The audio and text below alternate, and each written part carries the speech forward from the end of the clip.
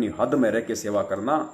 अगर जरा भी मुंह ऊपर किया उसी समय उठा के नीचे पटक दूंगा। और मेरा काम करवाने के लिए मुझे किसी इंसान की जरूरत नहीं, मुझे किसी भगत की जरूरत नहीं। मैंने तुझे उदाहरण देकर समझा रखा है। जब मैं झोटा राम से, एक जानवर से वेद मंत्र बुलवा सकता हूं, तो मेरा काम तो मैं पत्थर से भी सिद्ध करवा सकता हूं। तुझे जरूरत नहीं।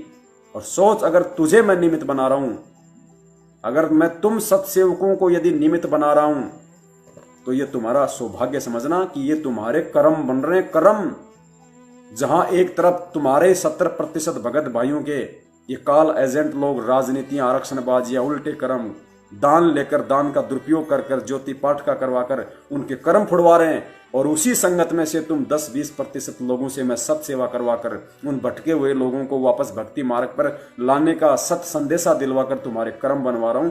सोचो तुम्हारे ऊपर मैं कितना मेहरबान हूं। पुण्यात्माओं, हमें यकीन नहीं हो रहा। परमात्मा हमारे रोम रोम में समाहित है। आज वर्तमान में रोम रोम के अंदर परमात्मा बैठा हुआ है। वरना पुण्यात्माओं, ये सेवा हमें नहीं मिल सकती। इस बंदी छोड़ की तो पूरी दुनिया है, अरबों खरबों लोग हैं इस परमात्मा के। उन अरबों खरबों में से परमात्मा ने कितनों को अपनी शरण में लिया? 10-15 लाख लोगों को। इस 7.5 अरब की जनसंख्या में से परमेश्वर ने मुट्ठी भर को भी शरण में नहीं लिया। 1% भी नहीं है इस विश्व की जनसंख्या के आगे 15-20 लाख लोग।